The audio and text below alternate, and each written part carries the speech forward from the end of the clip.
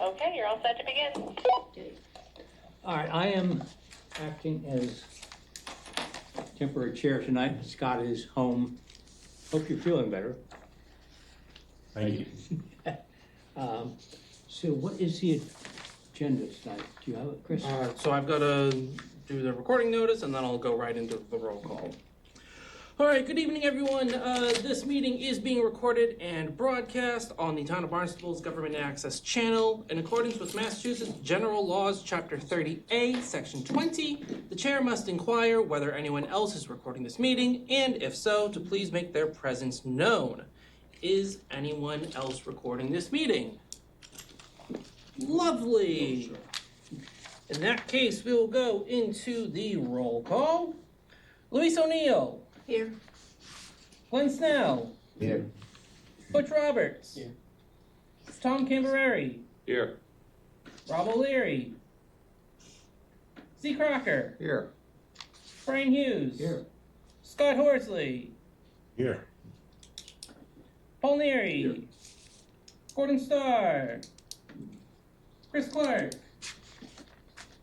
All right, with that, we do have quorum. So we are good to go. And just a reminder, because we do have virtual participants, everything has to be a roll call. Chris Clark is now here. Lovely.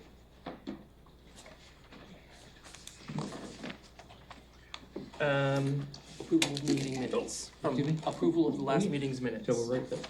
Now, Gave the other one back. do I have a motion to approve last month's minutes, 2 months ago? So moved. Second. Second. Roll call? Give me a second here.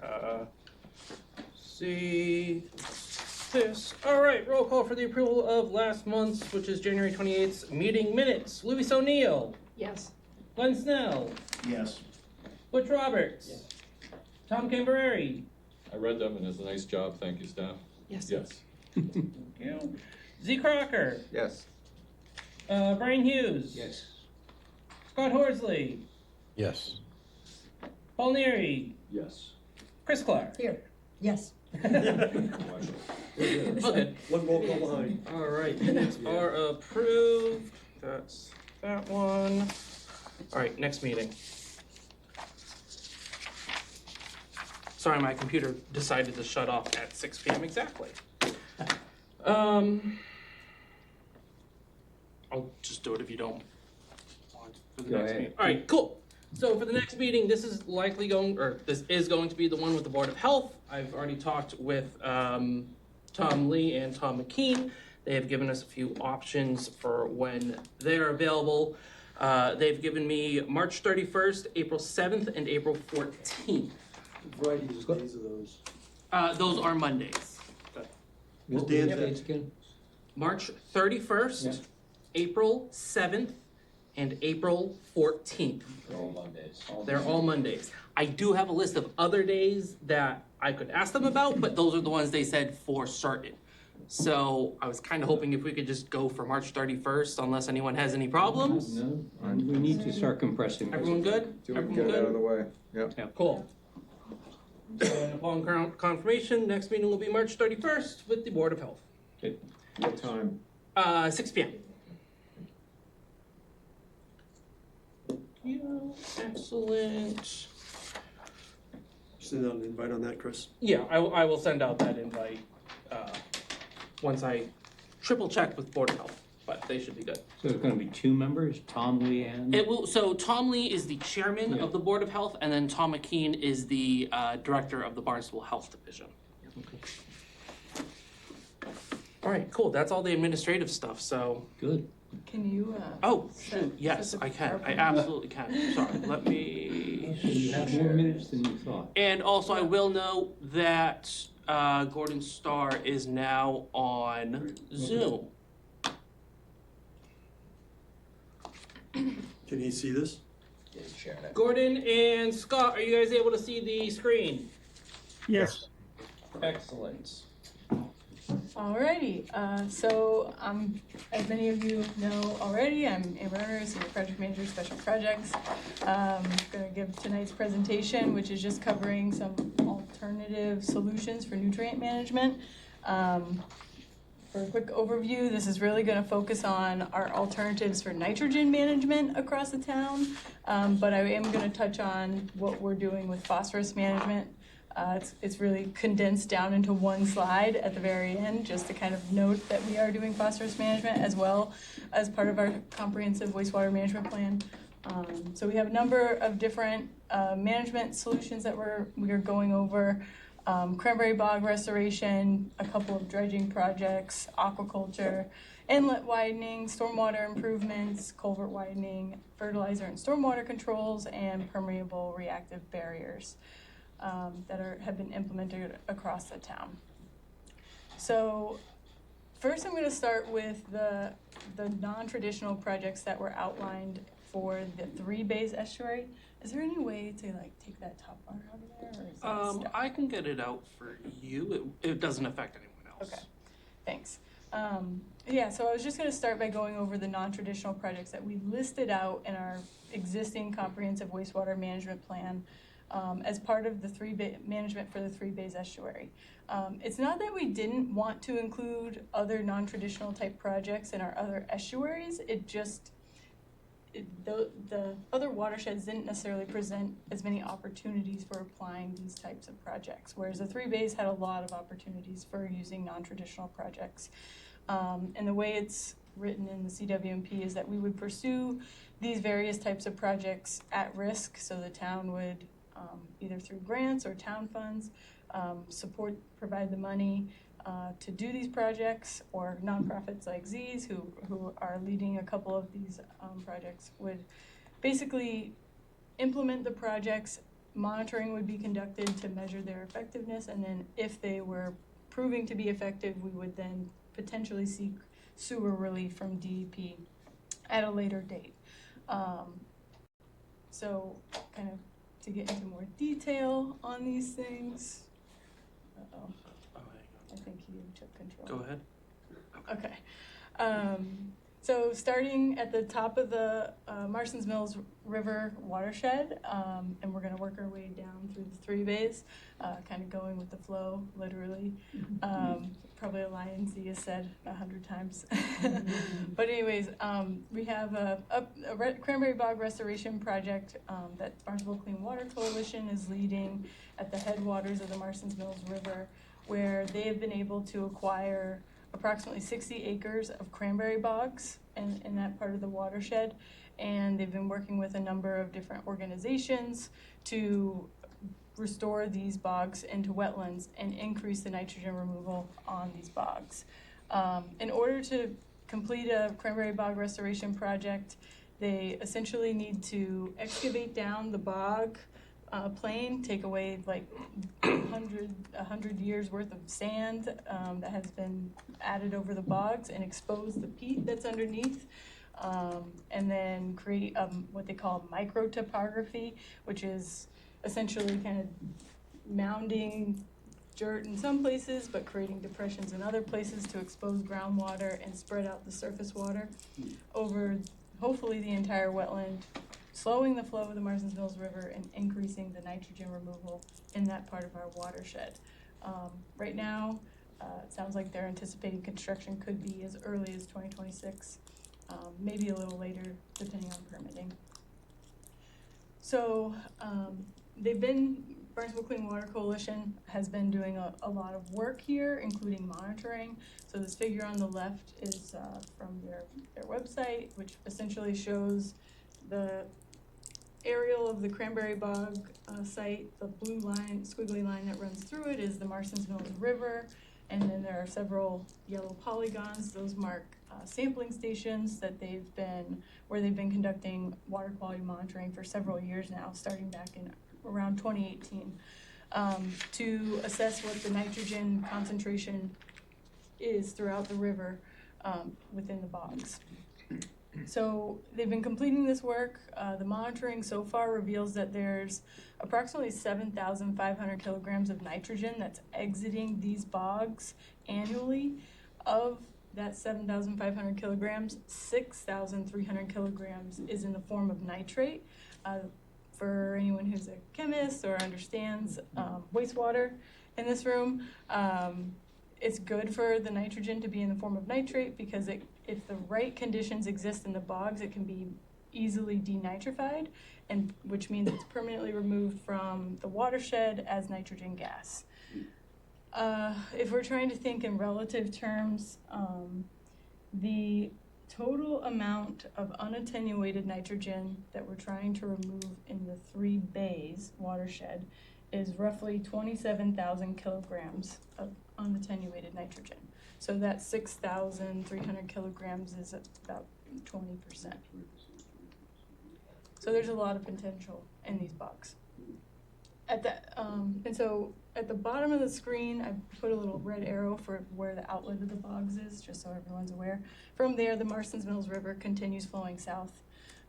But essentially, once the construction project's completed, monitoring will continue, maybe not at all the stations, but definitely at that outlet station to measure the effectiveness of the project. If it proves to show significant nitrogen reductions, at some point we would seek sewer relief from DEP if it's warranted. Going down river, we have Mill Pond in the Marston's Mills Village. This project has been listed in our. I'm gonna point out one thing, May, before you go there. Sure. Yeah, Maybe go more for than it. one. You're Maybe here. more than Go one. for it.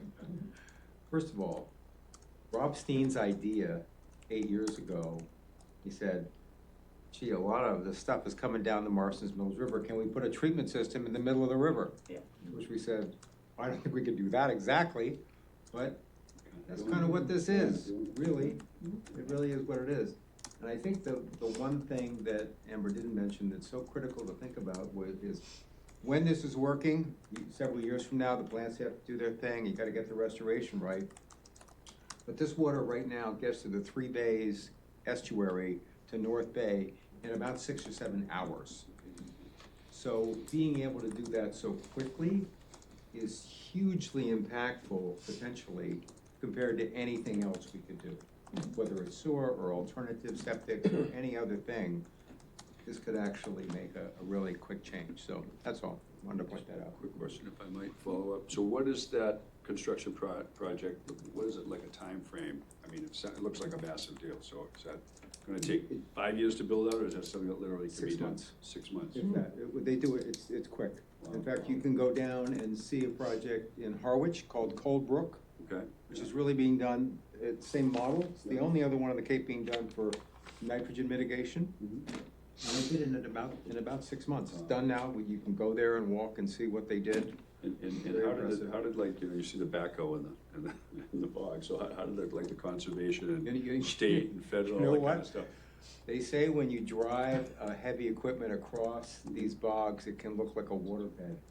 So I believe it, it'll sure. literally go like that. But And conservation, it's all sometimes- signed off, the state sometimes- approves it, so I Well, guess, right? Conservation hasn't signed off Okay. yet, so I mean, it's a project that you Yeah. gotta figure out, and you have to, what you're doing, and, equipment can disappear. Yeah. So you have to Well, be careful. I think you're noting the excavator driving across the bogs. Well, if it's active cranberry bogs, excavators can drive across those too because they get the farming exemption through conservation. So a lot of these projects, and I'm not sure if you're working that angle too, they try to keep the bogs almost in cranberry farming production so that it can get that exemption. 10 square feet over there making some cranberries. You don't want, it's harder if a cranberry bog has gone fallow for too long and the state now considers it wetlands again, it's actually harder, I Sure. think, to come back and Makes do these sense. projects. So, One question, where is that number 7 on there? it's at the what do you, is it? The one that outlet of the Location. Road balls. location? Okay, so yeah, you see Crocker Muddy Pond on the left there? Yeah, River Road is running right along, okay, so yeah, that, so, I feel Oh, I like see. yeah, that's Sure. River Yeah. Road. Yeah, yeah, And right there, then- yeah. Over here is Whistleberry Drive, okay, so it's between those two locations, okay. yeah, It's the last cul-de-sac on Whistleberry Drive. It Yeah. would be a little bit south of that. yeah, Okay. Thank you. you're welcome. So yeah, continuing down the Marston's Mills River to Mill Pond. So Mill Pond has been artificially created through the dam that exists at the kind of like Route 28 area.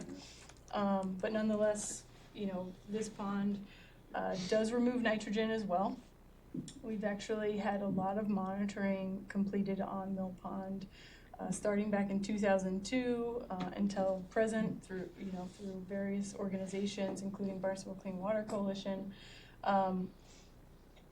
In the years where we've got good measurements collected, what we see is that the nitrogen removal by Mill Pond has been decreasing over time. From the first time where we had measurements back in 2001, 2002 era, there was roughly 27% of the nitrogen that passed through Mill Pond was removed. Around 2008, they determined it was roughly 25% of the nitrogen that passed through Mill Pond, so coming in through the inlet and then through the pond, and then there are 2 outlets out of the pond. That nitrogen was removed by 25%. In more recent years, the data's, it's very variable in recent years, but some years as low as 13% and up to 22% of removal in more recent years. There could be a lot of reasons for this. The pond's been there for over 300 years. It's been slowly sedimenting in. You can actually see on these aerials, this area slowly fills in with wetland plants. So it's, accumulating a lot of... What does a normal pond remove? So in the MEP reports, they were, for most ponds across Cape where they didn't have measurements, but they were able to determine that most ponds are removing roughly 50% of the nitrogen that passes through them. So when we're talking about removing only 27%, that's a lot lower. And so we believe that there's the potential to increase the nitrogen removal of this pond through a dredging project. So the dredging project that's proposed would essentially take the soft sediments that have accumulated in the pond over the years, remove them to increase the volume of the pond that's available. Oh, it's so weird how the pointer doesn't work on the screen now. Anyways, it would increase the volume available, retaining the water from the Marston's Mills River for a longer period of time, roughly 2 to 4 times longer. It varies over the course of the year because in the summers we have lower groundwater, the river flow slows down, versus in the winter times the river flow picks up as we have more precipitation. What is the chemistry to remove the nitrogen in the pond? It's denitrification actually through, Rob will call them bugs, but there's, microbes that live at the sediment interface, where you have an oxygenated water column and, mucky, somewhat anaerobic sediments. That interface is ideal for denitrification to occur, which basically takes the nitrate in the water and removes it into nitrogen gas. So that's one of the reasons why, if you look at the picture on the right, you don't see a complete removal. Brian used to talk about this all the time when we were talking to Brian Dudley about this, is that you can't dredger all the way down to the bottom because you need that muck layer to have that, to have some of that activity that's going on. If you took it all the way down to, basically a swimming pool, so to speak, to use an extreme example, nothing's gonna happen. Interesting. So what's the hypothesis? Why is it so much less than 50% present? Why is it less? Well, it could be for a number of reasons. It's a small basin with a lot of flow through it versus in the MEP, there are several larger ponds, and the residence time of those ponds are often, months to a year, sometimes years. So if you slow that flow, there's more opportunity for the nitrogen to be taken up in that environment. So that's probably why a lot of ponds were given that 50% removal credit versus ponds like Mill Pond. There's a higher amount of flow compared to the basin size. So So a lot of the ponds on Cape are kettle hole ponds without any inlet or outlet. Right. Kind of thing. So this has got This pond is flow not through even to 6 it. inches deep anymore. yeah, You can't even Just a line roll. to residence center. right. So it just goes right. Yeah, so through it. There's all the muck, there we go. so on the North Basin and the southeastern lobe, the water depth is like less than a foot. There's very little water, passing over basically accumulated sediments in this area. The deepest location is over here, and it's around a meter in that location. So So Counselor, to your question about where it was going, but the discussion to date's been, as you dredge it out, previously to this, and it's aged out, so we're having to redo it, we had done sampling on it, and DEP said you could use the material there for beneficial reuse. So if we took it up to solid waste and mixed it into the compost that we have at solid waste, you could probably actually make a pretty good soil amendment Okay. that's coming out of that. It So would that's, stink. okay, but that's kind of the thinking has been there, is to try to actually make it a beneficial product, not that we're gonna try to sell it for profit, but just, and then it's not something you're trying to pay to dispose of. And there's thousands and thousands of yards in there, though, I'm sure, right? Thousands. Depends on how much, there's a bunch of discussions going on with the regulatory agencies about what they're gonna allow us to do. Sure. A number of agencies have a dog in this fight, because of the species that live in the pond. And so that's going to affect, Scott can actually speak to it better than anybody, because he's done a lot of talking to the regulatory agencies, I know you have as well. That's gonna affect the cubic yardage that we can take out of there ultimately. And it's been part of the reason why the first part of this, getting into design, has taken so long, has been navigating, pun intended, through those waters. I thought, I saw something on that, it was the town council accepting of grants about dam removal. Yes, Water so body. this I is don't the know same whether you pond. So we actually, if you're not familiar already, there's a fish ladder located at the outlet of the pond.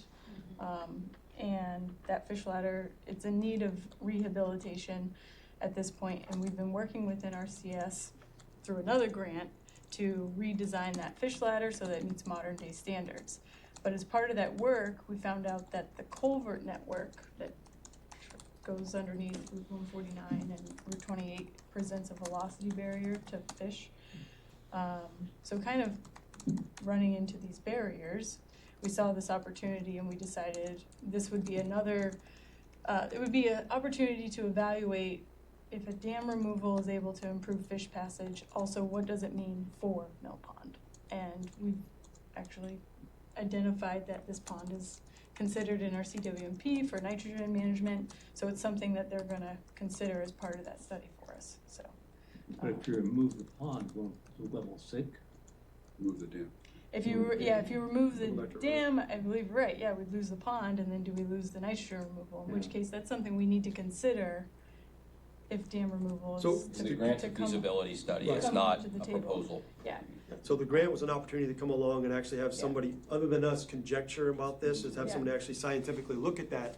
We were looking at the pond's outlet anyways for the reasons that Amber mentioned, and it felt like it was an opportunity where there was money available to take a scientific look at this and to say, okay, just these questions we're having here, instead of it being us conjecturing about it, let's get somebody to weigh in on it with a better, more rigorous look at that. yeah. And so the caveat with that grant is actually that it's technical services that we're receiving, so the Division of Ecological Restoration, which is part of the Commonwealth, they've hired a consultant to do a scope of work for them, and we've been awarded the technical services as a result. So there's no money transfer between DER and the town as part of this project. So they've already hit the ground running with this work. And I want to give just a little more background. First of all, Scott's on the line, and he's been working on this project for 15 years, okay? So is Rob and some other people in the room. It's been going on for a long time. There is a, not endangered, but something, you know, with Yeah, Vital a Schneider. rare species. Vital shiner. There's a minnow that is in the way, maybe not, but it's problematic. The herring run that Amber referred to is in bad shape. And that's problematic because the fisheries people want it to be restored in a certain way, and these days that would mean daylighting, which would be, that would mean you'd be putting a bridge, okay, for both 28 and 149 somehow at, you tell me how much money that's gonna cost. So A bridge this is over all, 28? yeah, well, I mean, if you were gonna daylight it, Yeah. you'd have to do something, or a really big culvert, something. Yeah. I think that's kind of the bad news. Good news is a lot of people, the state and federal, until recently perhaps, level, really wanted to do a lot of this work. And dam removal was a really big thing. It still is a big thing. And I can tell you that, you know, we, the Barnstable Clean Water Coalition, have gotten a grant from a private foundation, very big, one of the biggest in the country, for $800,000 to do the cranberry bog restoration, and I told them about this, and they said, oh, we love dam removal. We might have money for that too. We think that would be really exciting, but it would cost an enormous amount of money to do this, but I think, you know, Amber and the town did the right thing, got another look at it. You know, this is an area that nobody really knows what it looked like 350 years ago, right? That's a long time. In my mind, when you look at the topography, chances are there was a pond, it just wasn't as big, and there was probably a pond south of 28 as well. So it may be that you could have two ponds that equaled the same volume as one pond, if we can find the money and somebody to help us do it. And there's reasons to think that there are other things that could become important in the mix. South of 28, there's also abandoned cranberry bogs that will probably be, involved in sea level rise at some point, probably in the not too distant future. There might be money for that too. I think that connected with the cranberry bogs upstream, we have a wonderful, we the town, we the community have a great story to tell in terms of really a holistic approach over time that hopefully involves this in a way that I don't think is clear yet and may not be clear for several years to see what we can really accomplish. The other thing I want to mention about this area and the Marston's Mills River, actually a couple of things. One is the U.S. Geological Survey is coming out with a report which they've been telling me about for almost a year, and that is going to be on Cape Cod rivers. And it's going to come out soon. You know, one of the things it's going to say is that this river is the biggest river in terms of nitrogen contribution on the Cape. So the target is the right place for us to be doing work, to be impactful and really change the nitrogen load. That's really critical. The other thing about this river is it's a gaining stream. So the groundwater comes in along the entire river. And so it's not a zero-sum game. So even though, you know, Amber said 27,000 and there's 6,000, you know, it comes in and it goes out. It gets treated, but there's more groundwater coming in, so it's not a perfect math model. And Tom would tell you more about that than me because he's the smart guy in the room on this. But it's important to know that. And the other thing that's really interesting that we've talked about but haven't, I don't think, done a lot of work on is the well fields for COMM are just to the west of this area. And in summer, they're taking millions of gallons of water for the community, which actually is causing the river to drop substantially in terms of the flow. So we're actually pulling water out and we're kind of treating it that way as well, when you think about it, which there may be a potential to have us help the CWMP that way too. So Amber's working in the right place and I'm happy to help. So yeah, just to kind of move on with this. Just that is a herring run presently? Yes. Is that the one that goes up into Middle Pond? Yes. Yes. So this dam removal is a way to potentially improve that run? Yes. So this project's currently in the design permitting phase. Barnstable Clean Water is conducting pre-construction river monitoring at the inlet and two outlets of this pond. That monitoring has revealed already that Mill Pond is actively removing 2,500 kilograms of nitrogen a year from the Marston's Mills River. You know, so that's a significant amount. We wouldn't want to, you know, lose that load removal. Otherwise, changes need to be made to the CWMP to address any reduction in nitrogen removal from this pond. And then if dredging is able to go forward, we would continue monitoring after dredging to determine effectiveness and potentially seek relief from Mass DEP. Now, since it's a mill pond, is it actually dammed? It is, yeah, it's dammed. Yep. Yep. For the purposes of running the mill. Yep. So moving down river, where the Marston's Mills River terminates at the head of the Three Bays estuary, we have Warren's Cove. Warren's Cove has very poor water quality. It often has macroalgal blooms throughout the summer, which you can kind of see through the water on the right, ulva covering the bottom of the estuary there in that location. So the idea here is to, we'll have all this work being completed in the bogs and Mill Pond to improve the nitrogen load coming down to Warren's Cove, which is probably gonna help improve the water quality here in general. But then the idea is that if we could improve the habitat of Warren's Cove so that it becomes suitable for shellfish aquaculture, then perhaps the shellfish could become like a polishing of the river water before it reaches Prince Cove and North Bay. So the idea here is to create a suitable habitat through dredging of Warren's Cove sediments, and then if we can, add aquaculture in this area. The reason for aquaculture is a fun fact many of you have probably already heard, is that one oyster can filter up to 50 gallons of water per day. The picture on the right is a pretty famous one where we have on the left, high turbidity water from the Chesapeake Bay, and on the right they put a bunch of oysters in a tank with the same kind of water, but you can see that water is clear after the oysters have been filtering it. That's because oysters are able to remove nitrogen from seawater through uptake into their shells and tissues. They also have denitrification processes occurring, within their shells and on their shells. And then they also have biodeposition that helps kind of cycle the nitrogen in different ways. A demonstration project was completed in the town of Orleans in Lonnie's Pond, where they added additional areas for oyster aquaculture, and those areas right now are producing about 38,000 pounds of oyster harvested mass every year, and that removes about 75 kilograms of nitrogen from that estuary. So that's something they've been using for nitrogen removal with aquaculture.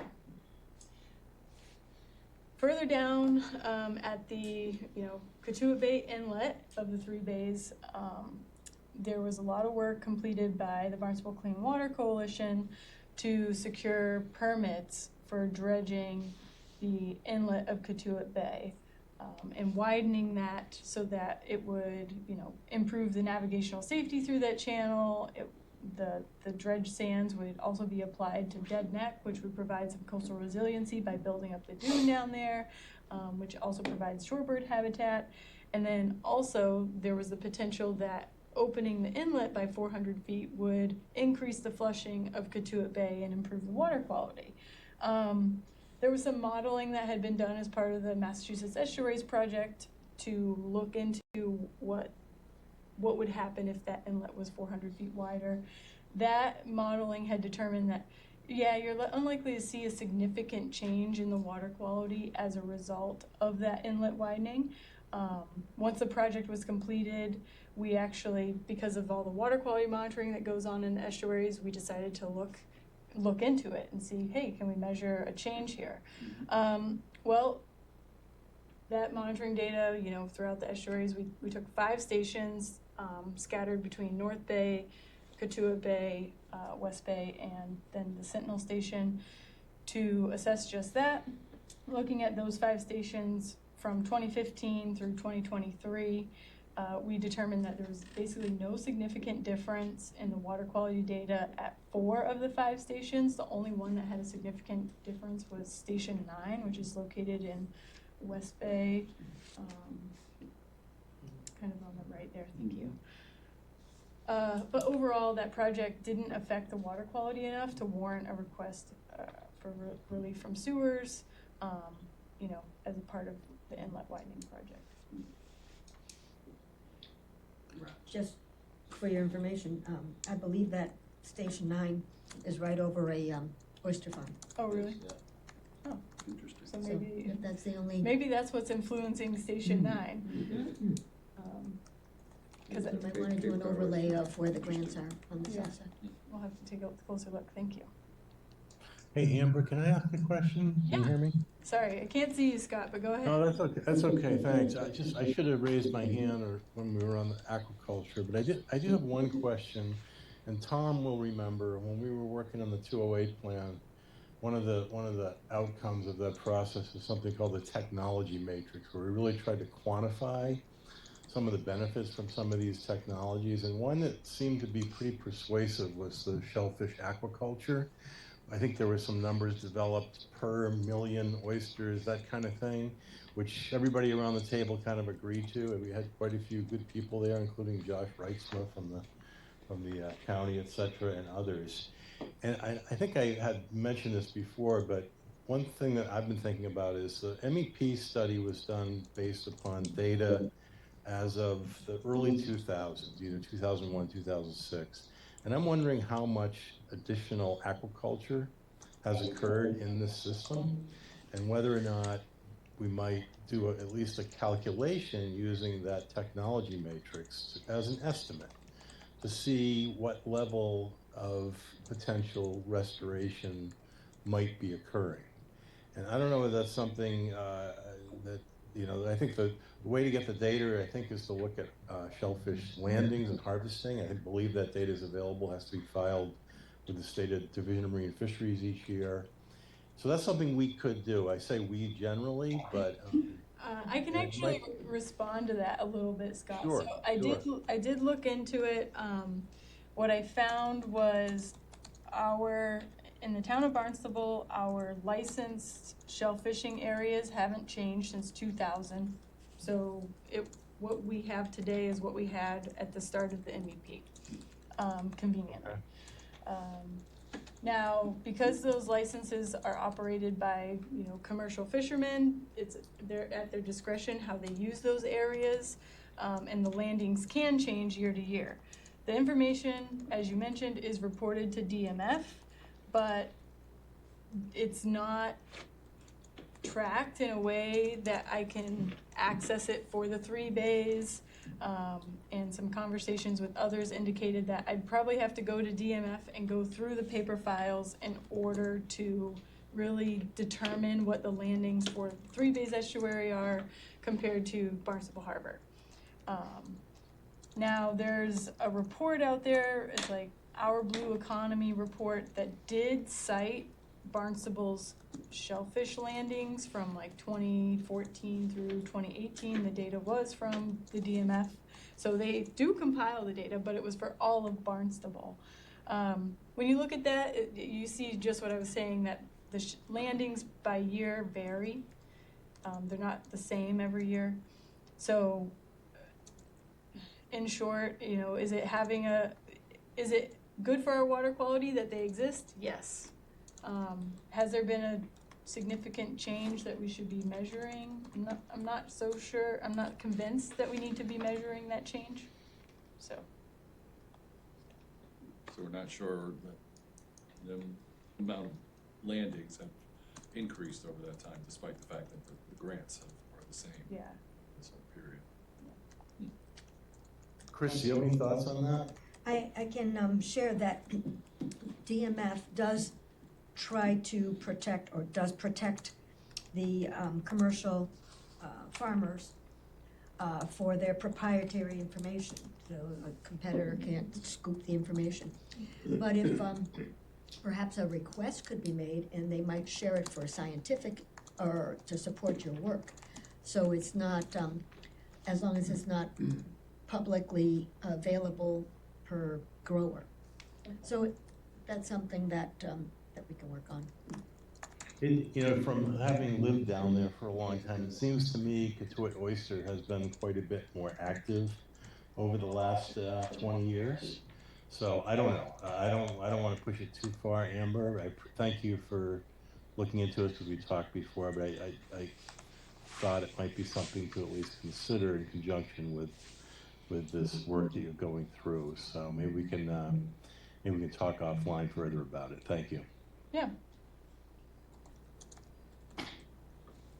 So we also have completed a number of stormwater improvement projects throughout the 3 bays. This work was largely completed in partnership with the Association to Preserve Cape Cod when they were able to secure a Southeast New England estuaries program grant to kind of kick off an evaluation of stormwater improvements throughout the 3 bays estuary. they were able to augment that grant with coastal zone management grants to essentially pay for, I think there's a total of 9 of these projects that were implemented throughout the 3 bays.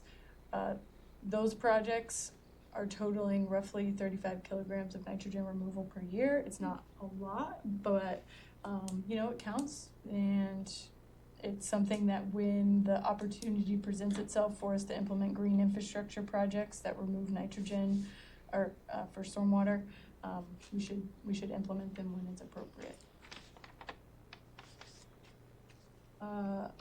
So at this point, I've wrapped up like the 3 bays non-traditional solutions, and just wanted to talk about a couple of other non-traditional type solutions that have been implemented in our town or other places that we might want to consider. So we have the Stewart's Creek. Excuse me. Yeah, Amber, go ahead. did you skip Shubel's Pond? No, but thank you Okay. for bringing that up. Shubel's Pond Enhanced Innovative Alternative Septic Systems is a non-traditional solution that, again, was led by Barnstable Clean Water Coalition. I didn't bring it up with details in this presentation because I felt like Z had covered it in his presentation Okay. a few weeks ago. Thank you. Yep. So at Stewart's Creek, we back in 2012, 2013, we completed a sewer expansion project, and we also replaced the culvert in that location with a larger culvert that increased tidal flushing. You know, we have years and years worth of data here where we're able to take a look at how these 2 projects influence the water quality in Stewart's Creek. Essentially what we see is that there's like a break between the blue line and the red line. That's essentially the completion of these 2 projects. We notice a change in the nitrogen concentration of Stewart's Creek that continued to diminish over about 5 years before it leveled off in the most recent 5 years at around 0.5 milligrams per liter. Those projects did have a positive impact on the water quality in Stewart's Creek as a result of widening the culvert to increase tidal flushing, but also addressing nitrogen within the watershed, particularly closest to Stewart's Creek. Can you tell what, or theorize what the reason for the decline of nitrogen was for the blue part before the culvert replacement? We've talked about that actually, and we don't have a good understanding of what changes were made in the watershed to really know if that's really anything but an artifact of the way the data kind of starts out and ends up. Because you can see there's a lot of variability in the beginning, and then not so much variability in those points as you go forward. So it's like if you started at 2006 timeframe, the line would have been flat. But those first few years, because you have some of those points that are over 3 milligrams per liter, it's probably dragging that line upward. When did the culvert go in? The culvert went in November of 2013. The new one or the original one? The new one, I mean. The new culvert. Old one's 1950. 2013, yeah, which is where the break in that blue line is. And where are the samples taken? They're taken at Right that there. culvert, so right in front of that grate Okay. at that location. On the One creek one side. possible reason for the decline is that, speaking with the golf course over the past few years, they said they've gone towards, with many golf courses, a much slower release nitrogen fertilizer. Okay. And that might correlate with that decline. Yeah. There was also some Very regular sewering that was going on in the upper parts of the watershed, not part of the CWMP, but just traditional before we got there, collection system stuff. I mean, there's a number of reasons why. Had there been some? There was some, I mean, there's lots of little things that could have been contributing. Golf course, I would certainly not rule out as being one of the reasons. But I think Amber's right, if you take out the data to the far left there, you may find that line. It's heavily skewed by a handful of outlier Yeah. measurements, so we don't know what that source of that data was necessarily, so. It could be the tail end of, let's say, the water pollution control facility before it was improved, before you went from wherever it was. Yeah. 10 Down to 6. down to 6. Yeah, there's any number of things it could be. When Spike did in that- 14, Rainfall? whatever that was, right? It's possible. Maybe Cape Cod potato chip didn't have pre-treatment at that point in time, and it was sending a, who knows? Oh, no. I had more kids at my house. It's what's your fault. So just wanted to touch on, some regulations that we have in town for nitrogen and phosphorus fertilizer usage. We do have a regulation in our E-code that, you know, is enforced by the Health Division and the Conservation Division. Essentially, Health Division is responsible for the retailer compliance. Anyone who sells phosphorus-containing fertilizers needs to put up a sign in that location that essentially says phosphorus-containing fertilizer is bad for our waterways, so that people understand what they're buying. And then they also respond to any complaints that they receive regarding improper use of fertilizers. They also work with the county staff to ensure that certifications are provided for certified fertilizer applicators. The Conservation Division, it's lengthy here, but essentially anything that's within the jurisdiction of the Wetlands Protection Act, the Conservation Division enforces not applying fertilizers within 100 feet of waterways, you know, and management of your grass clippings, leaves, etc., within 50 feet of the waterways as well. I have a friend who's working with the town of Plymouth, and they are investigating phosphorus as well as nitrogen, not their CWMP, but an equivalent sort of organization. Are we looking at that ourselves? Yeah, we talked about it before. I mean, so a lot of what Amber's work is phosphorus centered, because she's doing the freshwater pond. Yeah. My expectation is this committee 5 years from now, we were talking about it just today, you know, analogous to where we were 5 years ago, and really the nitrogen IA world wasn't ready to have a conversation. It now is. My hope is that 5 years from now, when we do the next update, really the center of that conversation will be the phosphorus IA world, or whatever somebody comes up with along the way to sort of address phosphorus, you know, whether it's a box of iron filings or whatever it happens to be. Amber's working on some of those things now, and she'll talk about them in the next slide and stuff, so I'll let her go from there. So we also have a stormwater management ordinance that regulates stormwater discharges in the town of Barnstable. The Department of Public Works oversees this regulation. The purpose is to eliminate any illicit discharges within the town. We require erosion and sediment controls for construction work.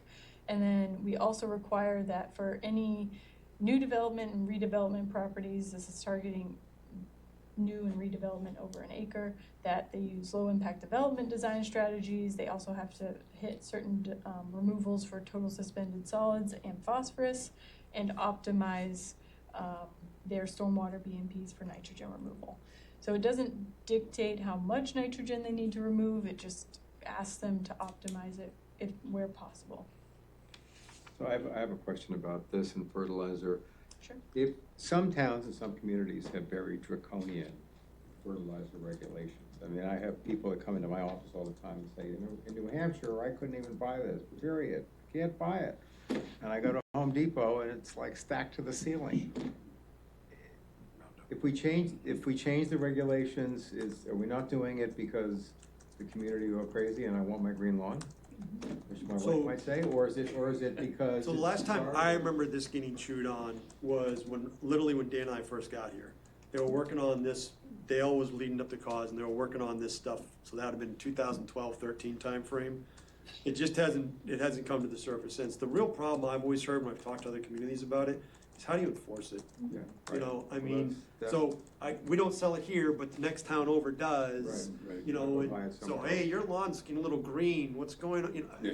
You know, it's very difficult to enforce it in a way in which you can then certify to DEP, you can remove this much of my nitrogen load, I'm dealing with it. So I think a lot of it was that conversation. Well, that's what I wondered is how does DEP measure it and give a community credit? When we went through this 5 years ago, with Brian Dudley at the time, there wasn't a lot there. Yeah, in the town of Orleans, they actually had, you know, at the time of the MEP work, done a fertilizer use survey in the town, and then about 10 years later, repeated that survey to try and see through the survey, is there, are the people in the town using less fertilizer? And it was nearly the same. The one exception to that rule is there has been, and I think Sandwich was what told me, but it may have been a different community. There have been communities that have made progress on golf courses. To your point earlier, you know, and a lot of that was financially driven. That was to the golf course's advantage to become more efficient with their fertilizer usage, so they did it. And as a result, there was benefit they felt and value to that. But that was sort of the one area where, and correct me if you guys have heard otherwise, but that's the area where I've heard that it's actually been viable and useful. And I assume Barnstable's golf course follows the same pattern. Yes. In the commission, we tried to do a DCPC for nitrogen fertilizer, and I think we did do a piece of that that got interpreted somehow, but there was a huge pushback on that. I remember Bill Clark from Extension Service had all the landscapers there converging on the county for that hearing. It was pretty amazing. But I think in the final implementation of it, it really just relied upon the registration of the landscapers as certified kind of turf managers, and so there really isn't. Was that when they did the big push on like Cape Cod lawns, and there was a big education push to, you know, try to when you go to a Cape Cod lawn and that kind of thing? Some of that was associated with that. So it's kind of around the same time. Cape Cod. Hey, I would also just mention out of interest, there's a interesting project up in Plymouth at the Pine Hills development where there's a wastewater treatment plant that services those 3,000 homes. They're part of Pine Hills. It treats wastewater discharges to groundwater. And so Pine Hills installed a well, they call it a fertigation well, down gradient of the treatment plant. They recollect groundwater that still has a fair amount of nutrients in it. That's what they're using to fertilize their golf courses up at the Pine Hills. And they're saving a little bit of money doing it too. So that's been an interesting case study. Well, the towns, are you doing it, or do you talk about doing it with the golf course over? What, fertigation? Yeah.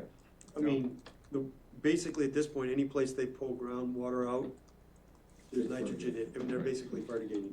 Are we purposely pulling groundwater out close to the wastewater plant and taking it to the golf courses? Not now. But you could make the argument that any place they put an irrigation well in, they're effectively fertigating because there's nitrogen in the groundwater. So another non-traditional solution I wanted to bring up, but it's actually not being used anywhere in our town, at least to my knowledge, this type of PRV.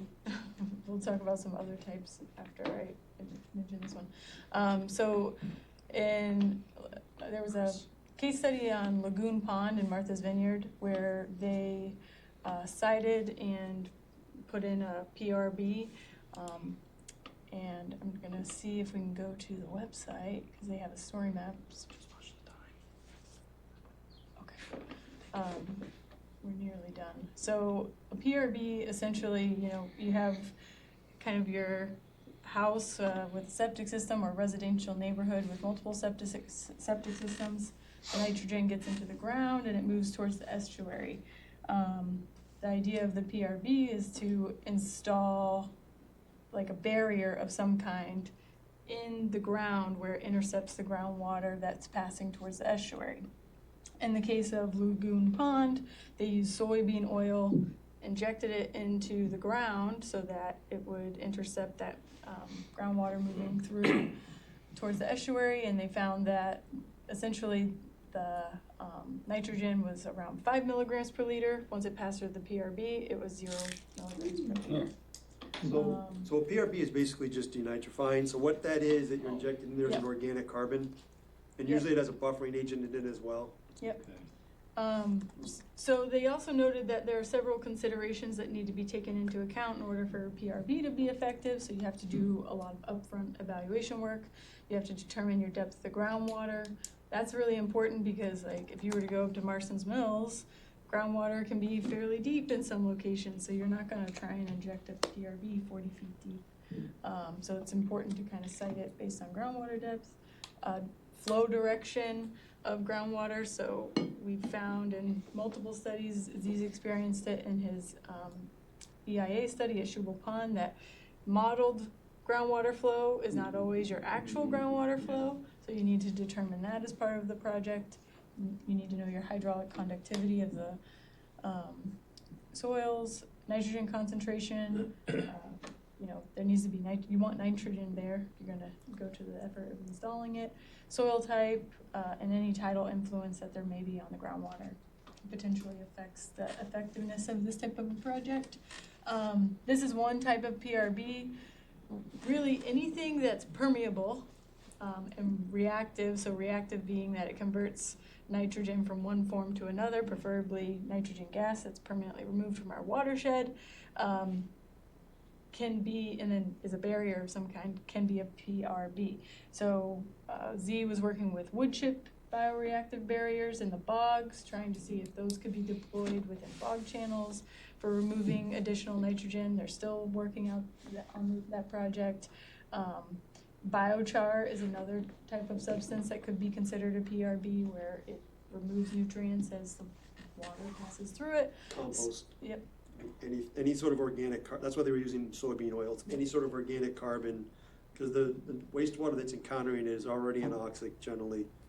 And so that the bacteria there are gonna be consuming the organic carbon and cleaving off from the nitrate, the oxygen to utilize as a terminal electron acceptor. And the nitrogen will go off as nitrogen gas. So is the active ingredient in the PRB, is that a catalyst or is it getting degraded? I'm sorry, would you, Is it acting as just a catalyst so it stays there, or is it getting, the organic carbon? or is it getting used up and It's has to be getting replenished? consumed. It's one of the questions has always been, and I don't think we've ever gotten an answer on it, even when Pia was doing it. You know, how long does your substrate, how long does it last? I mean, what he had too is he had a buffering agent on it, because he also finds that the general reaction is an acidic reaction. So you need to have a buffering agent in there as well, otherwise you'll acidify.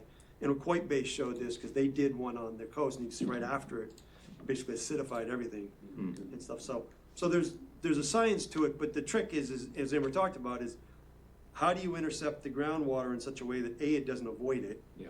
and then B, you know, you get down to it and all of it. We looked at this in Prince Cove, I don't know, was it before you came? So it was like 6 or 7 or 8 years ago. Dale was doing it. And it was one of a couple sites they were looking at as potentially doing a demonstration one, and they decided that it was not ideal, that there was a ton of kilograms of nitrogen there, but it was very thin soup.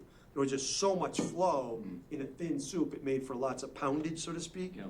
But it wasn't of a concentration that was probably worth going the PRB route on. Yeah, we did a big study with the USGS at that time on that, when it was at the commission, so we looked at of an evaluation of how to cite these PRBs and what you would take into consideration, those things that Amber went through there. And we ended up with a number of selected sites. And so now there's a PRB in Orleans, there's a PRB in Eastham and Falmouth are some of the ones that were put in, kind of associated with, as a pilot and are part of their CWMP. But it's most effective when you can find a load of nitrogen from it. And you're not putting in a PRB downgradient of half acre or greater zoning, because it's just too difficult. If you have areas that are quarter acre zoning or something like that, and you have some good hydrogeology, it might make a lot of sense. But it's takes a lot of work to figure that all out. Expensive, it sounds. Yeah, well, once you put it all in, if you've done it right, it could be a lot cheaper than pipes and pumps. All right, we gotta. Yeah, so this is the last slide. So anyways, we do have some freshwater nutrient management. Again, freshwater is really focused on phosphorus management. The approach that we've been taking is essentially develop a pond-specific management plan and then implement appropriate solutions. Examples of appropriate solutions include stormwater improvements through removal of direct discharges to ponds, phosphorus inactivation through alum treatments of deep sediments, deployment of floating wetlands to take up phosphorus in the water column. That's really being piloted. We don't know its effectiveness yet. And then sewer expansion to homes within the contributing watershed, and or at one point in time we've used aeration to aerate the deeper parts of the pond and essentially keep phosphorus from coming out of the sediments. So with that, that's all of the non-traditionals that I've provided for tonight's discussion. I think we discussed a lot of things throughout, but if we want to move on to the next subject of the night, that's fine with me. Otherwise, any questions? Great. Thank you. Nice job. That's great, thanks. I think we had all the questions and a good dialogue, during it, so thank you. Amber, that was good. Thank you, Louise. You have Mark on board? Mark is online, yes. I'm sorry, I'm gonna have to leave for another meeting. How much? But thank you. Good night. See ya. Thank you. Oh, watch you on TV. Thank you, Mark. Very sharp, Stop being- very sharp. Had fun with being going.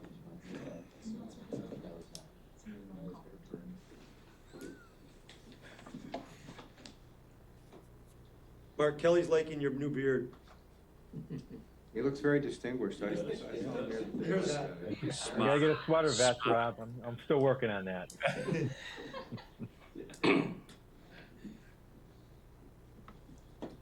All right, let's go. Good evening, everyone. Hi, Scott. How you doing?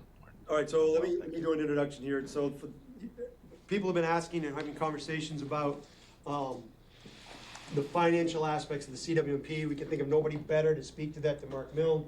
Mark is the town's financial officer, principal author of pretty much all of the financial plans for the CWMP to date. Also the person that helps shepherd the CFAC, which has also been looking at these kind of issues. So as the conversation progressed in terms of how we utilize the financial plan or what the financial plan is and different aspects of it, we wanted Mark to come in and have a chance to talk with you guys about that.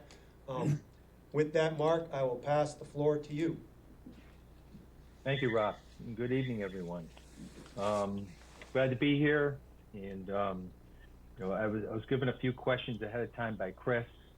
And if you want to start there, Scott, I can jump right into some of those and try to help answer some of those. The first one being opportunities to the Massachusetts income tax credit with other funding sources such as the SRF. Right now, that the income tax credit goes to the individual, as you all know. And as far as other funding sources go, like the SRF doesn't offer financing options to individuals. That's used to provide low interest loans for communities to build out public infrastructure, whether it's clean water or drinking water. There have been opportunities where things like the county's Aqua Fund program was initially, I believe, capitalized with funding from the SRF. And so that's one way where SRF funding can be used to assist, provide some financial assistance to property owners, whether they're either connecting to a public sewer system. Sewer assessments, by the way, are not an eligible expenditure to be financed through the Aqua Fund. We finance that basically as a loan by the town by adding it to individuals' tax bills over a multiple year period. But innovative alternative on-site systems, those expenditures can be financed through the Aqua Fund. Sewer connections can be financed through the Aqua Fund. So we have a revolving loan program, as you're probably all aware, that is regional based. We could attempt to try to create one at the town of Barnstable level, but I would not support trying to compete with the county's program. They've had a successful program up and running for decades now, and but I do believe that program is going to need a capital infusion. But, looking at what's ahead for the Cape as a region, the last time I spoke to them, they said they were in a very strong financial position to handle what at least Barnstable was going to be bringing forward in the next few years for possible applications that they may see. But regionally, I think they're going to need an infusion of funding, and so I would expect to see an application by that program to DEP to recapitalize or increase the capital funding for that program. So the other question I had here was how the town can participate in assisting homeowners with IA upgrades. Currently, the town can't spend public dollars on private property. So we're hindered by constitutional law that prohibits us from being able to pay for those or help pay for those types of expenditures on private property, just like we can't pay for sewer connections on private property. So there's a barrier there that we're faced with. And so those are some of the things, some of the answers to the questions that was presented ahead of time. One other thing I thought of recently was that, to provide some kind of financial mechanism or assistance to homeowners for the investment that they make on their private property, it would require some special legislation to be created and adopted by the legislature that would allow us to spend public funds on private property to provide some financial assistance. So that would be the route that we would have to take. And one of the things that we could look at potentially doing would be to create some kind of property tax exemption program, similar to other property tax exemptions that we already have in the books for seniors and veterans and for surviving spouses. We also have recently, and Councilor Neary, you're familiar with this, is the tax increment exemption program for that the state provides property owners who build workforce housing. They receive a local property tax exemption for that's approved at the local level. So I'm thinking, maybe some special legislation could be created along those lines that provides some kind of criteria that an individual would have to meet as far as the investment that they make on their private property to get a property tax exemption over a period of time, like the tax increment exemption program works. Would that have to go? Would that have to go through the state legislature yes. to do that? Okay. Yeah, absolutely. And then, and add on to that, how are the collective we going to pay as a town for grinder pumps that exist on private property? Because certainly there are going to have to be a number of those. How are we going to handle that? Well, Rob, I think, and Rob, correct me if I'm wrong, but I think in our plan, the initial grinder pump that is required for a property is going to be paid for by the town, the pump itself, but we're not paying to install it, I believe, Right. or we're not paying to replace it in the future. So the past practices of the town was, it came out of the people's betterment. It was built into the cost of the project and then came back through there in their betterment. So the first pump was given to them to install on their own. I know we're not in a betterment model, Mark, so I don't know if that changes how that's viewed going forward, but as I said, the past practice has been the town would provide the first pump. It is one of the things that we've talked about as a policy conversation that we should probably have with this group as we wind into the fall, is none of that, to my knowledge, and Councilor Mary, correct me if you feel otherwise, has been ever like formalized at the town council level. It's just been how it's been being done. And I think there's probably a discussion that's fair to be had at the town council level, so they get a bite of that apple to say, do you want to do it this way? Do you want to do it this? That kind of conversation. So that's teed up for one of those conversations. Scott, I see you. Yeah, let me jump in here, Mark. Thanks for those comments. I just want to put on the table the experience that I've had recently up in Wellfleet, where I'm working. Wellfleet's, I think, the first town to receive a commitment from SRF specifically for IA septic installations. We've had quite a few meetings discussing what you raised, Mark, about the concept of public money on private property. And I think we ended up pretty close to what you just explained, Rob, and that is the concept we're using in Wellfleet that seems to be flying so far is that the SRF financing would allow the town to purchase the equipment, the treatment equipment, like let's say, for example, a nitro treatment tank. But then the property owner would be responsible for the actual installation of it. That's the model that's being discussed in Wellfleet, and we've gotten some.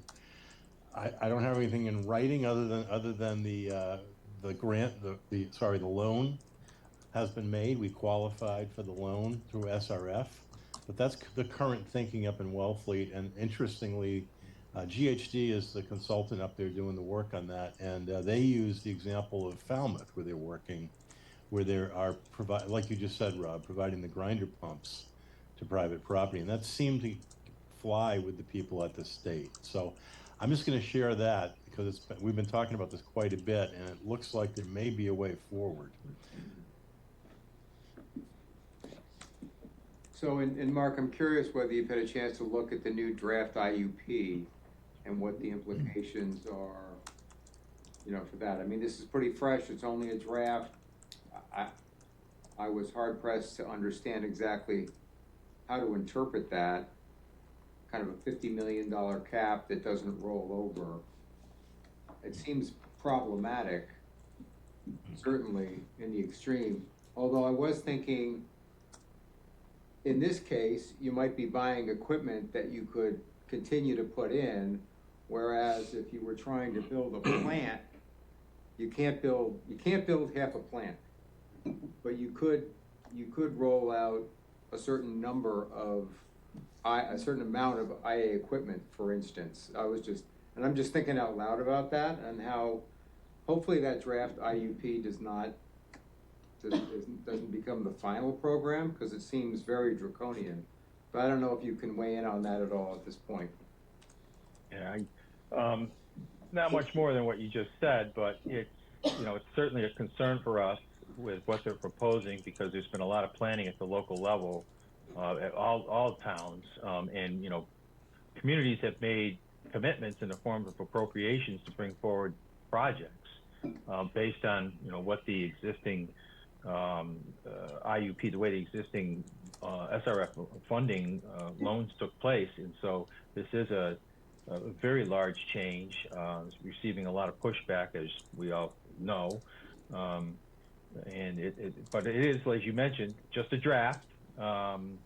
We'll see where it ends up. Hopefully they'll keep the existing program in place for another year, and we can work with them on coming up with some solutions for long-term financing. And one of the other ideas that have been floated out there is to try to grab some of the or propose some of the environmental bond bill that is being discussed about right now, taking some of that and infusing that into the SRF to capitalize them, provide them a little bit more capital so they can expand the program financing that they do on an annual basis. So there are a lot of unknowns right now, and I'd hate to speculate as to what the impacts are onto us locally, because we could run all kinds of numbers and scare a lot of people, but with coming up with worst case scenarios. But until we know what they're finally going to propose, I would hesitate to do that. So let me just jump on a couple of things there. So the big change in the IUP, for those that are not familiar, so the IUP has always had that $50 million cap in it. Previous conversations with DEP have always been, yeah, it's a $50 million cap, but if we have extra, we'll give it to you. And it was automatically that so for instance, the plant's already through. So it's already funded for the 3 years it's been committed to, and 28 West has been committed to those 3 years as well. So those are already through the wicket of the old system. Yeah, they're from last year's IUP. So it's not an issue there. What's the issue going forward is to what Mark said, is that communities have always understood you may cap at $50 million a year of contribution to the community, but we will allow you to put the project over a number of years, so you can count on the fact that entire project will be financed. That also plays into the Cape and Islands Water Trust Fund that Andrew was talking about a couple years ago, et cetera. as Mark alluded to, and I'm sure you've seen, the entire Cape delegation community, pretty much every organization on the Cape has reached out to DEP. I've even had consultants calling me saying they're reaching out to DEP to sort of say this is, you can't make changes this big, this fast without telling anybody ahead of time. And B, if you're gonna try to make changes, and want to talk about how to recapitalize SRF, we need to do that as a group and all be part of that discussion. You can't just arbitrarily do that. So that's kind of where that is for people that are listening. I've heard a lot of rumors online about, there's no more SRF money and it's being, you never can get any more than 50 million or it's 50 million for all your, that's not the case. And how it actually looks at the end of the day, to Mark's point, is we're gonna have to see how that all shakes out. You talked to SRF as much as I did. You wanna? No, I mean, I think you captured it. Yeah. I mean, the change at hand is that some projects have been identified for only partial funding at this point. Future projects. Future projects. The existing projects that are in the wicket right now, which is the plant and 28 West, they're both in. Yeah, we have over 200 million in existing projects. They have committed to financing. Fully funding. Yep. Scott, can I go back? Can I ask Scott a question about the Wellfleet program?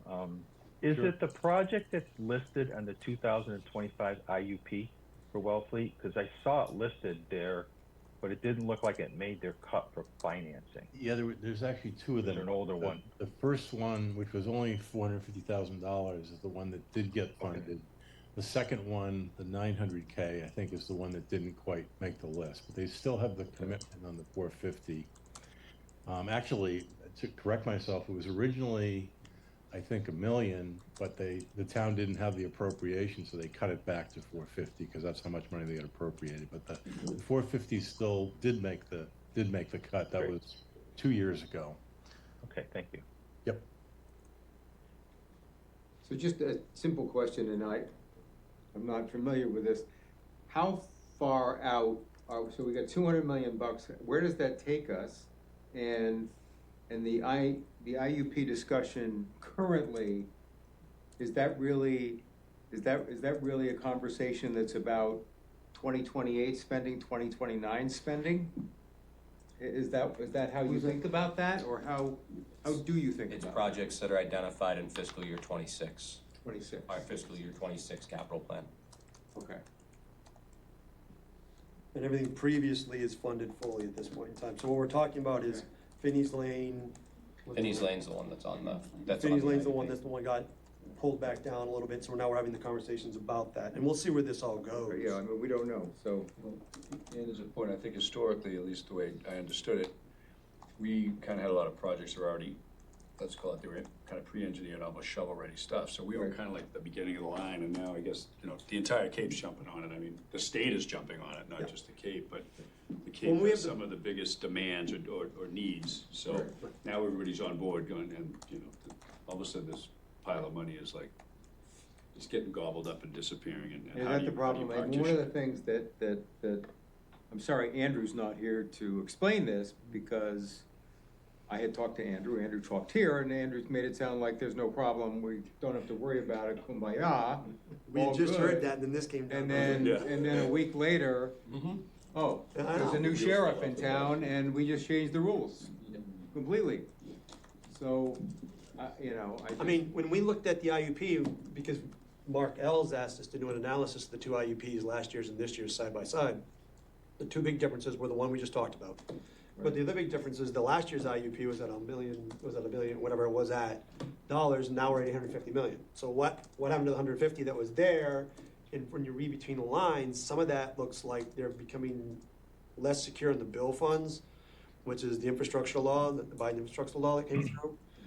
So I think there's some conversation there. There's also there's about $26 million that they take from clean water and put to drinking water for the PFAS issues that are going on. And so it felt to me as an individual, not the department, I'm not speaking for the department, but me as an individual, that there was people in the state at the political level that were like, okay, we've already fixed the wastewater problem, now let's move on to the next thing. And I think Mark has rightfully pointed out to them that's not actually the case. This wastewater problem, at least on the Cape, is not just a project and you're done. It's 30 years of projects in our case, or in other communities' cases, multiple decades of projects that are gonna be coming through to address this problem. It's not just we upgraded your plant, you're all set, see you in 20 years. You know, so I think conveying that to the political entity is going to be important so that they really get their arms wrapped around what's the issue at hand. Thank you. And Rob, you would say that's at a state level that education has to take place? Yeah, the SRF is managed at the state level. It seems like it's being influenced by an overall budget situation by the state, that they're reducing the amount that's available for us. It could be that, it could be that other priority, there's transportation priorities that the state has shown interest in. Yeah, yeah. You know, I mean, we can all read the papers about other areas that money is going.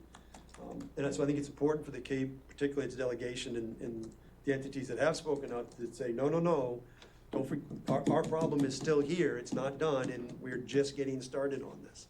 And then continue to keep a polite, professional, steady strain on that, so that they can't walk away from that. Mark, I don't know if you're hearing other things different than that. You know, you obviously are much closer to it than we are at DPW. No, I just would like to add that, you know, we have this Cape and Islands Water Protection Fund in existence.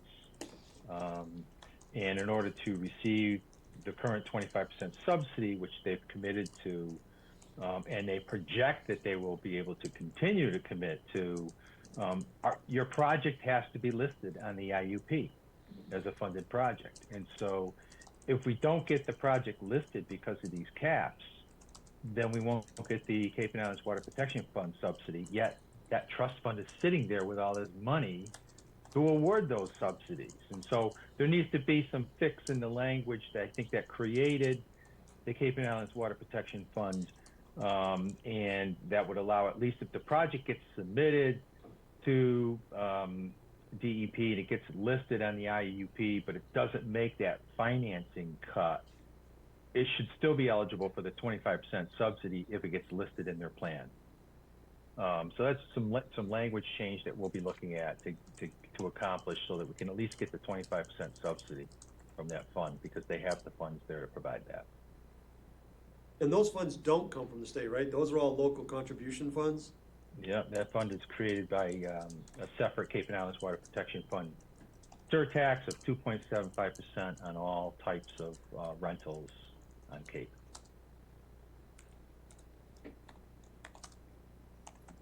Any other questions for Mark?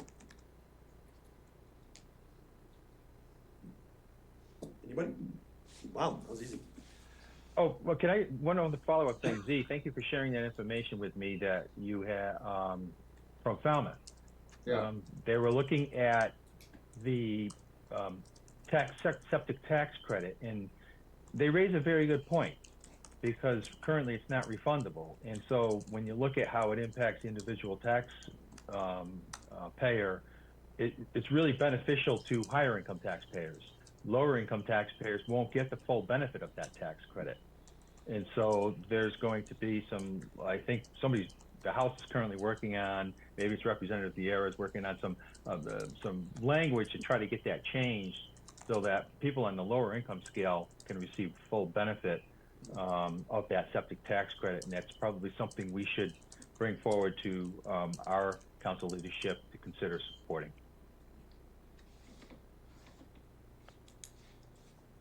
That sounds like it. That's all I got. Thank you. Yeah. All right. Mark, thank you. Get the most, right? Anybody else got anything for Mark? No, there's no like other magic bullets or anything else to do, right, Mark? I mean, there's no special plan BC, no other well to get money out of, Pile of money. I presume, Yeah. really. Yeah. You looked at it, you know it, so. Gold. A lot of Yeah, I mean, we've been proactive in this area, going back to, I think, 2008 is when we first started creating revenue sources for this program. It's been a long time, and every single opportunity pretty much that has come up to generate more revenue at the local level, we've taken advantage of that and have dedicated all to this program. And so it allowed us to create this very a pretty large surplus that we have on hand right now, but, you know, we'll be eating into that surplus as we appropriate more projects and provide funding for that. And so, but, you know, we're always looking under every rock we can, and we'll continue to do so. I'll grab, you know me, I'll grab the third rail for a minute and say, we have a lot of separate water departments. And it seems to me that wastewater and water are connected, but they're not connected. In many communities, they are connected. And I know that we're probably not ready for that yet, on the one hand. On the other hand, if money gets tight and things get more difficult, you know, I wonder if there isn't a way forward to link those two, you know, inputs and outputs, if you will, in a way that would be interesting. The work that I've done financially was always very interesting in that when we approached and had conversations with the biggest investment banks, they would say the lowest cost financing available on the planet in this country is for water, wastewater that is separated from government and from the restrictions of Prop 2.5, et cetera, et cetera. They were like, we'll finance that at rates that you won't believe. And I don't know whether that is something, you know, to table again at some point, or not. I just want to put that out there. Go ahead, Paul, you want to touch it. Those are five fiefdoms, I don't think so right now. I did have a question, only because it came up with some of the constituents in town. There's been obviously some things in the news about the wind and the payments by Avangrid. There's 16.9 million, right, that is earmarked.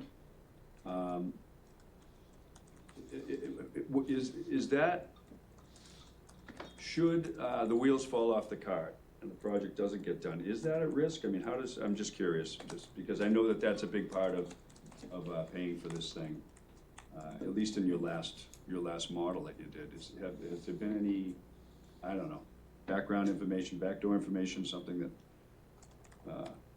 you know, could that not come, I guess? No, there's always a possibility, sure, that may not come if they decide not to go forward with that project, if they don't get their financing for the project. But we've built that into our projection model that allows us to, you know, shut that on and off whether we receive it or not, and show what kind of financial impact that would result in. So, you know, we do have that as one of our assumptions, whether or not we receive it, but that remains to be seen. And what's the time frame on that, Mark?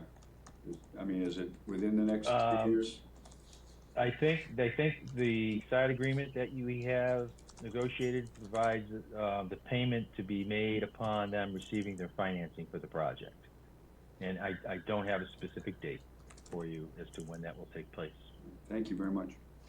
You're welcome. Hey, I'll just mention, Z, if I was following you correctly, I'll just mention, I'll put on my other hat, I'm a water commissioner in Katuitt. Uh-oh.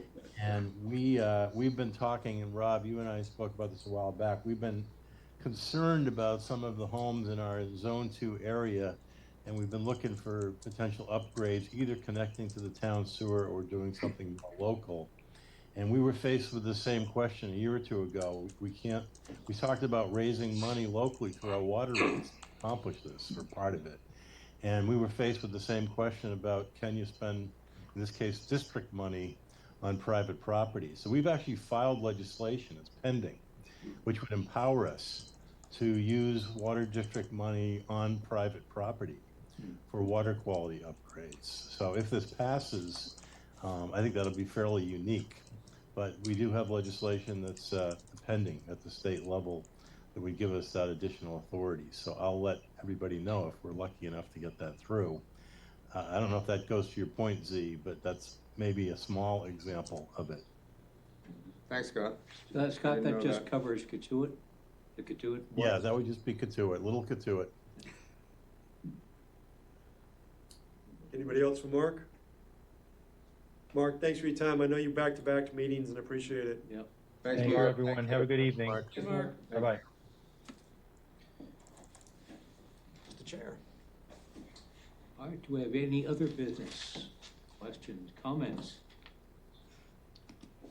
Yes, I was about to say, we do have a public comment period. If anyone either has comments, or I do know that we have, I'll let him introduce himself. Listening to this presentation tonight, finding out that the Massachusetts, there's a law, I understand it, that does not let the town pay for improvements on private land. Is that the gist of it? That's correct. Traditionally, the way that's worked is that it is not just here, it's in all realms, that the public monies broadly cannot be used on private properties. Has traditionally been the case. Now, as Scott has said, they're working on that, and with the grinder pump as an example, there's been sort of workarounds that have been done in terms of we can buy them equipment, but then they have to be installed privately, et cetera. But generally speaking, there's, hesitancy is not the right word, a prohibition against using public monies on private property. Can be conflict. Now, is there a way around that as far as tax base and things like that? I mean, I'm not a municipal finance guy, but my mind's been working the last few weeks or so. And then this revelation tonight for me about the mass rule, that's Generally speaking, yeah, there needs to be special legislation for certain purposes to spend public money on private property. So I was thinking another little bit further down the road, as the pool becomes larger and larger, all the towns are gonna have their own sewer systems here. And they're always gonna have this second-class citizenship voters, who's gonna have to have this auxiliary equipment. Does that preclude a class action suit? I couldn't speak to that. I'm an engineer. I don't either. I'm sorry. My legal training's law and order. And I never saw that presented on there. Rapes or some other thing, but it just seems to me that at some point, if the pool gets bigger, and it's not just necessarily Cape Cod, but everybody's gonna have these water quality issues.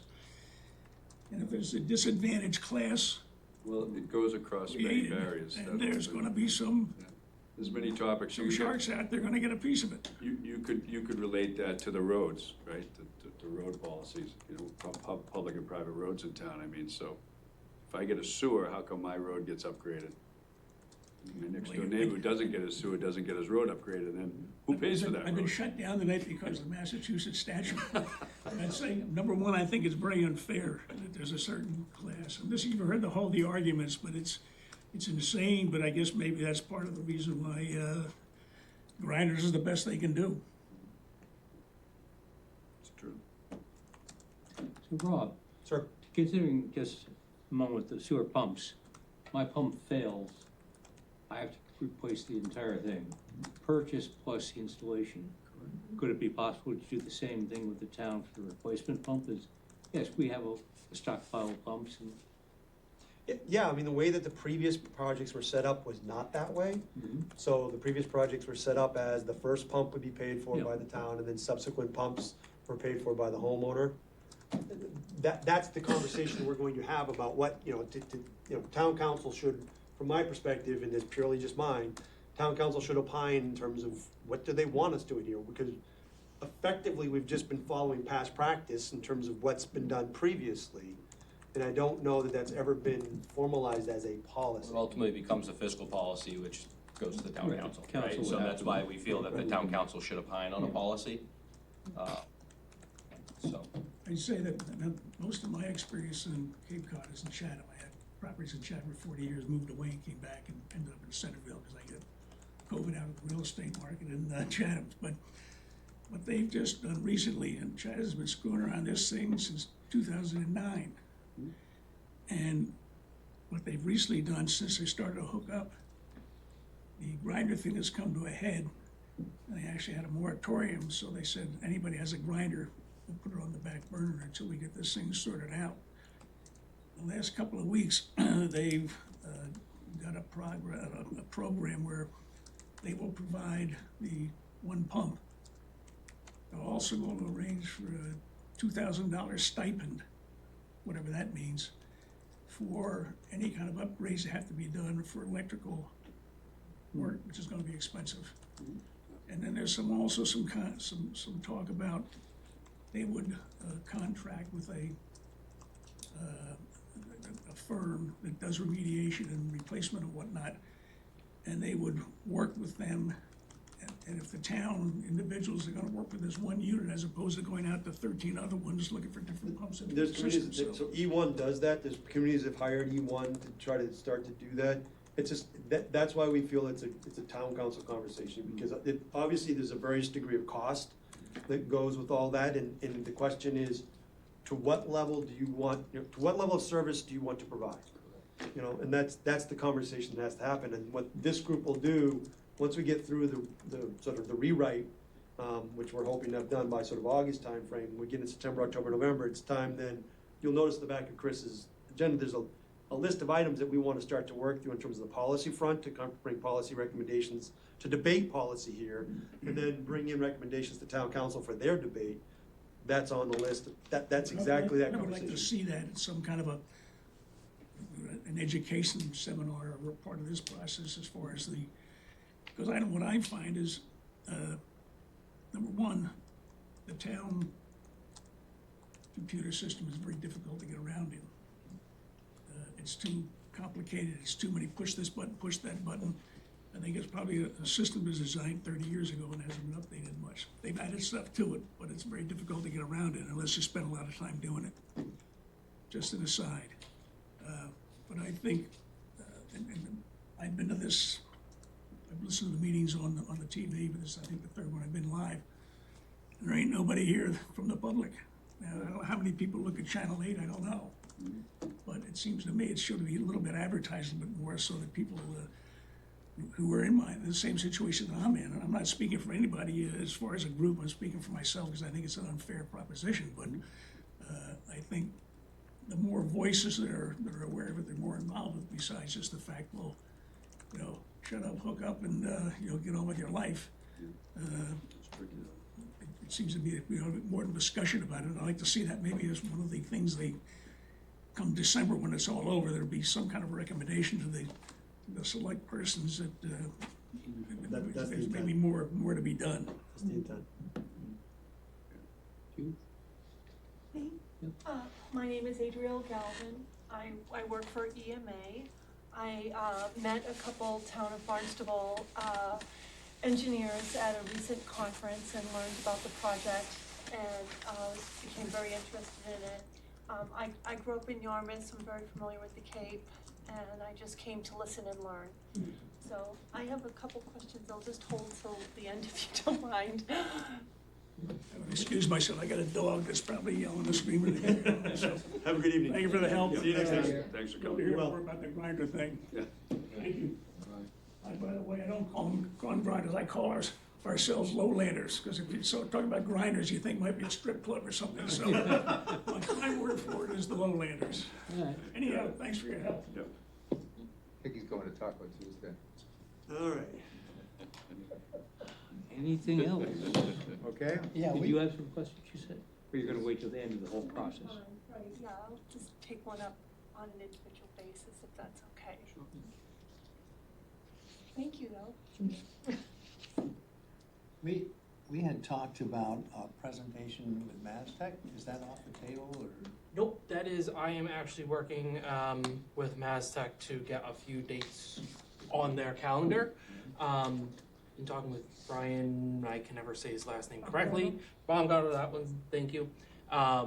Most of the tour, if we were to take it, would be outside, which, the last week has really been the time that it's actually nice to be outside.